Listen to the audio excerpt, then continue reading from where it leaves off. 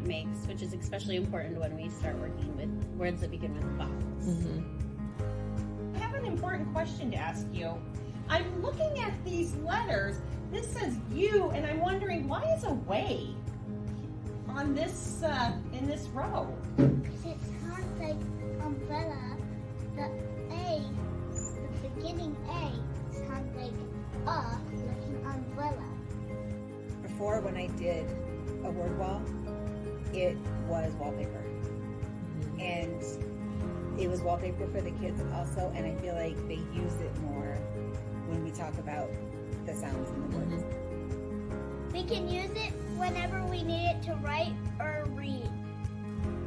So the headings that we have on our wall, we looked at Teachers Pay Teachers to try to just find some headings that were already created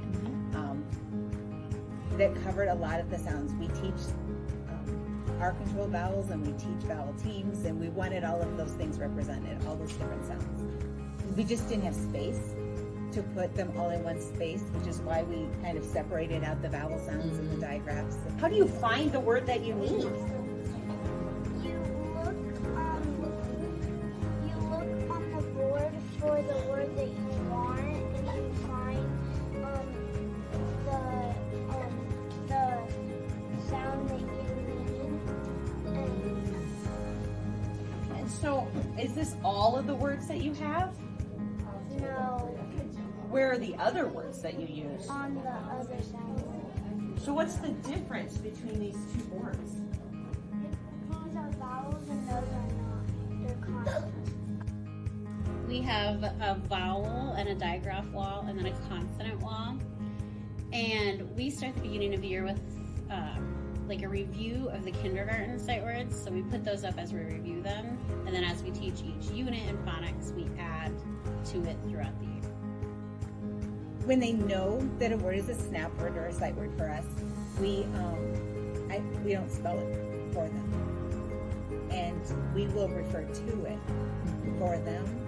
So they don't always automatically do it, but by us giving them the prompt that it's on the sound wall, then they go find it, and then they can use it, especially in their writing is what they like to use it for. Different ways that letters can make those sounds, but the kids refer to the pictures a lot to help them know what sound makes, or what letter, or what sound is in that area. So for instance, like our C and our K words are in the same spot when they're both making the same sound. So C and K are together because they're making the same sound, and so they're all there, and they don't have to think about if it starts with which letter it starts with. They know where to go because they're looking for that sound. So today, to make our sentence stronger about what you were doing this summer or what you want to do this summer, is you are going to read with your partner. If Lucas is my partner, what I'm going to do then is I'm going to take my sentence and I'm going to read it exactly what I wrote. I'm going to read it to Lucas.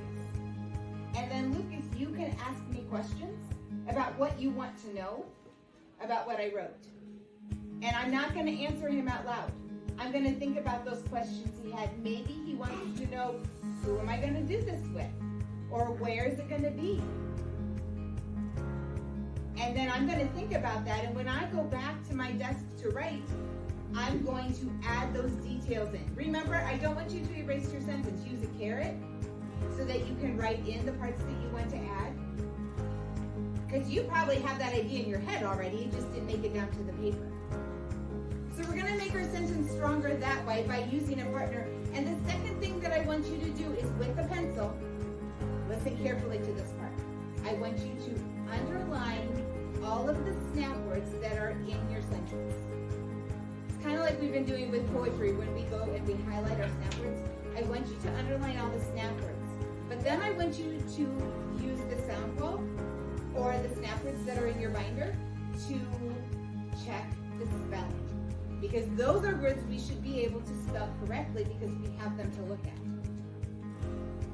Okay? If you need to walk over there, mask up, you can go over to the sound wall and you can look so that you can spell those words correctly, and we'll have those fixed.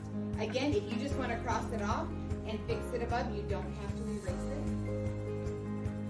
So you have two things you're going to do.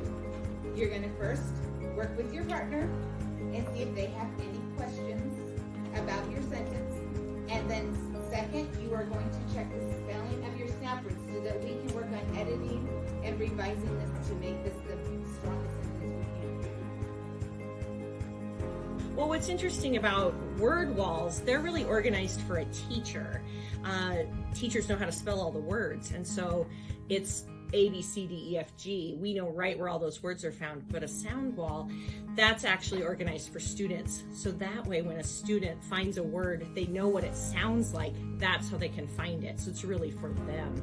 And that helps with all those rule breakers. It helps with all the irregular ones because it's about the sound. They don't have to know that funky spelling. And when they can find it and they can see the other words that are attached, that really helps to anchor their learning, and it helps make those connections into their long-term memory.